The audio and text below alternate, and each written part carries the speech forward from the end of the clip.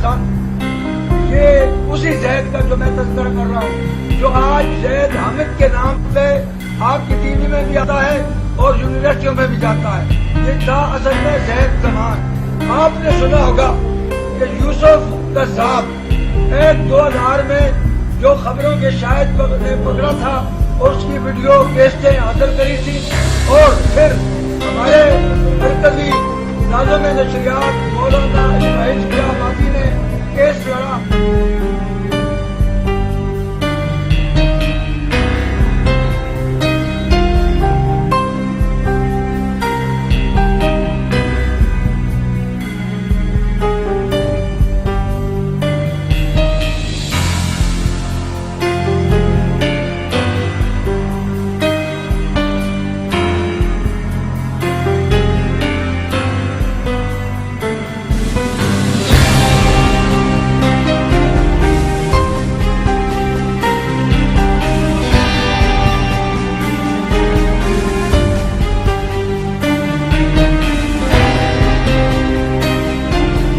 Third rate अखबारी reporter of a blackmailer newspaper, जिसको दीन का इतना भी इल्म नहीं है कि खिलाफत और नबूवत होती क्या है, और वो खिलाफत को नबूवत बना देता है। That's why I said बच्चों की इस देर बहुत शरीयत को इनकी गर्दनें उतार देते हैं, but there is no शरीयत को। That's why we are silent because we have nowhere to go for justice। पढ़ो बेटा। यूसुफ ने दौरान गुफ्तगू कहा कि मुझे अल्लाह ताला की तरफ से खिलाफत उज़्मा अता हुई है। मैंने जब मुल्ज़िम यूसुफ से पूछा कि इसने दावा नबूवत किया है तो मुल्ज़िम ने जवाब दिया, नहीं, ये खिलाफत उज़्मा का दावा है।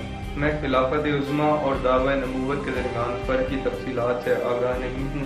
मुल्ज़िम यूसुफ ने मेरे सामने दावा नबूवत नहीं किया। मुल्ज़िम यूसुफ ने मेरे सामने दावा नबूवत नहीं किया। मुल्ज़िम ने खिलाफत उज़्मा की जो वजाहत मेरे सामने की वो मैंने खबरें अखबार में शाया कर दी। ये सच है कि मैं यूसुफ के नाम के साथ कज़ाब लिखता हूँ। कज़ाब उसे कहा जाता है जो झूठ बोलता हूँ। यूसुफ से 1 घंटे की मुलाकात के दौरान मुझे इल्म हुआ कि वो झूठ बोलता है, लिहाजा मैंने यूसुफ कज़ाब लिखने शुरू कर।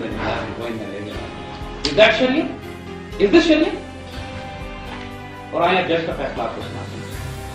तो सर इन सारों को बच्चों एक सेकंड क्यों नहीं किया? किस अदालत में सू करेगा? जो शख्स खुद बयान दे रहा है कि उसकी वजह क्या है उसके कज़ाब लिखने की। अब जज क्या फैसला, अब जज का फैसला पढ़ लें। जज का फैसला पढ़ लें। पहले उससे पहले यूसुफ ने 3 सफ़े का स्टेटमेंट दिया अपना, जिसमें उसने पूरा अपना अकीदा वाज़ेह किया। कहा कि मैं सिर्फ हुजूर का अदना गुलाम हूँ, मुसलमान हूँ, और मेरा ईमान और मेरा अकीदा शेख अब्दुल कादिर जिलानी का और दाता गंज बख्तर मोइनुद्दीन चिश्ती का ज़रिए अजमेरी का मेरा अकीदा, मैं इस सूफी मसलक से ताल्लुक़ रखता हूँ और ये मेरा फैसला है। और इश्क़ रसूल और अदब रसूल के हवाले से एक ब्यूटीफुल खुतबा that he gave in the बल्कि I will read it out to you. I'm not defending Yusuf. I'm not his follower. I'm not his bloody follower. But I'm saying is a man was wrongly convicted. A man was wrongly accused. अगर सड़क पर चलने वाला कोई भी शख्स wrongly accused होता है, आप में से किसी को कोई झूठा इल्जाम लगाते, तो मेरी क्या responsibility as a Muslim? To support. खत्म हो गया, चैप्टर क्लोज, पीरियड। और इतना बड़ा जुल्म किसी शख्स को जब हो रहा हो, किसी को दिमाग किसी का खराब नहीं है कि मैं मिर्जा गुलाम अहमद कादियान को डिफेंड करना चाहूंगा, या खत्म नबूवत के खिलाफ जो शख्स बात करेगा गुस्ताख रसूलों को मैं इसको डिफेंड करूंगा। लेकिन यहां पर जुल्म हो रहा था खुद तौहीन रसालत के नाम पर। और मैं हूं ना, अगर किसी को गाली देनी है, किसी को पकड़ना है, तो मौलाना सत्तार खान न्याजी को पकड़ने जाए। इतने बड़े स्कॉलर ने क्यों डिफेंड किया?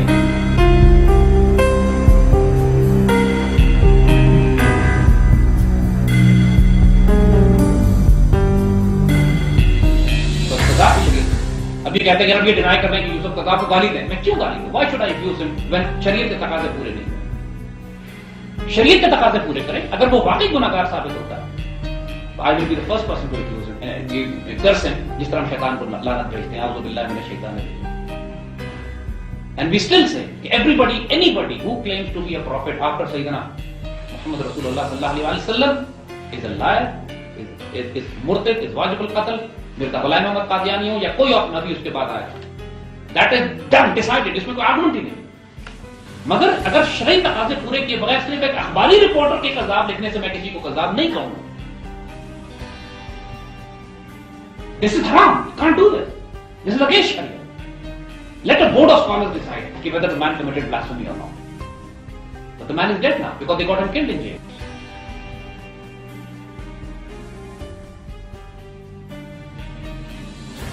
یوسف کذاب حقیقتاً کذاب تھا، جو اس کے ساتھ کذاب لگایا گیا وہ ٹھیک، اور اس کے نظریات قادیانیوں کے ساتھ ملتے جلتے نظریات تھے، اور لہذا یوسف کذاب کی جو خلافت اپنے آپ کو کہتا ہے زاہد حامد، تو وہ بھی کذاب ہے، اور کسی بھی حالت میں کوئی بھی آدمی کو چاہیے جو مسلمان ہو وہ اس کے زاہد حامد کے چکروں میں نہ آئے، اور اگر وہ آئے گا تو آپ سمجھ لیں کہ وہ شامل ہوگا انہی فہرست کے اندر جس کے اندر قادیانی، زاہد حامد اور دوسرے باطل طبقے والے لوگ شامل ہیں۔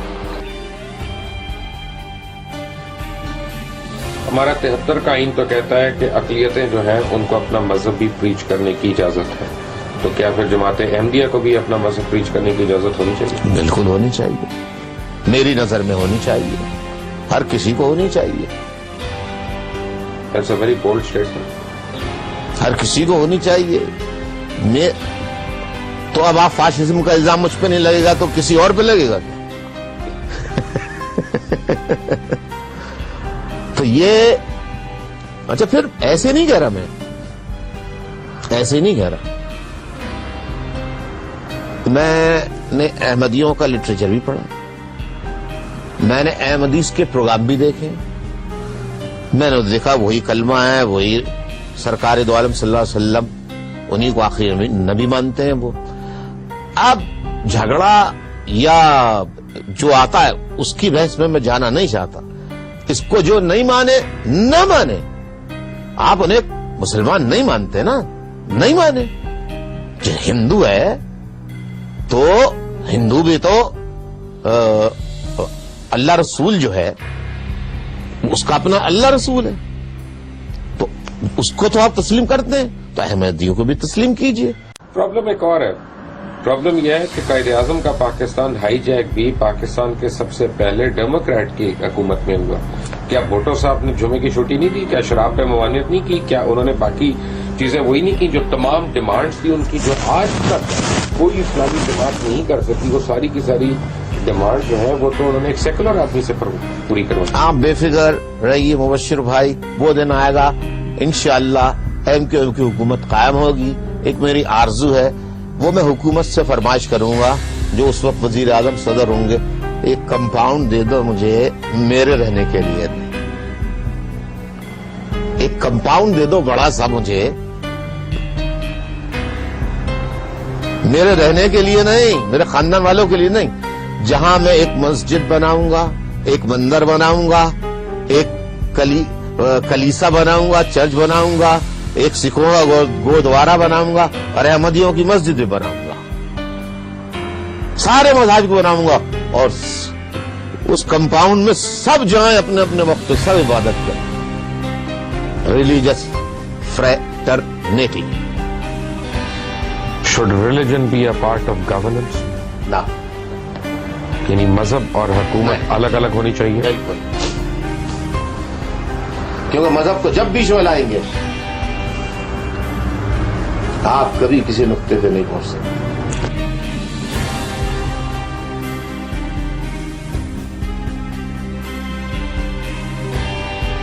آپ ملاحظہ کر رہے تھے ٹاپ سٹوریز، اس وقت ہمارے ساتھ ٹیلی فون لائن پہ موجود ہے جامعہ بنوریا کے مفتی نعیم صاحب، السلام علیکم اور بہت شکریہ آپ نے ہمیں جوائن کیا۔ جی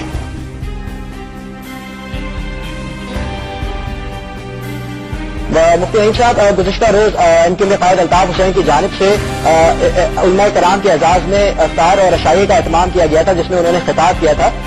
اس خطاب کو کچھ علماء کرام کی جانب سے شدید تنقید کا نشانہ بنایا جا رہا ہے، آپ اس بارے میں آپ کا کیا موقف ہے؟ بسم اللہ الرحمن الرحیم۔ جب جنگ اخبار کے اندر اور مختلف اخباروں کے اندر الطاف حسین صاحب نے وضاحت کر دی میں اللہ کی وحدانیت اور حضور صلی اللہ علیہ وسلم کو آخری نبی مانتا ہوں، تو اس کے بعد میں سمجھتا ہوں کہ علماء کو چاہیے کہ الطاف صاحب کی وضاحت کو قبول کریں اور خامخواہ امت مسلمہ میں انتشار نہ پیدا کریں، اور ان کی وضاحت کو قبول کرتے ہوئے الطاف صاحب کے بارے میں بیان بازی سے گریز کریں۔ جی